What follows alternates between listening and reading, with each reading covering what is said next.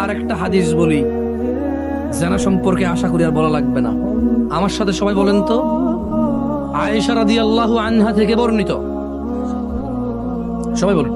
তিনি বলেন, আল্লাহ রাসূল সাল্লাল্লাহু আলাইহি ওয়াসাল্লাম বলেছেন, ইয়া উম্মাতা মুহাম্মদ, হে উম্মতে মুহাম্মাদি, মা আহাদুন আগিয়ারা মিনাল্লাহ, তোমাদের মধ্যে কেউ, জোরে বলেন, তোমাদের মধ্যে কেউ আল্লাহর চাইতে অধিক মর্যাদাবান নও, আইয়ারা আবদাহু ওয়া আমাতাহু তাজনি,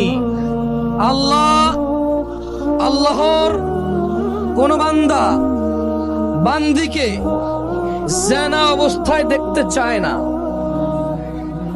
কেন? আল্লাহ মর্যাদাবান তাই।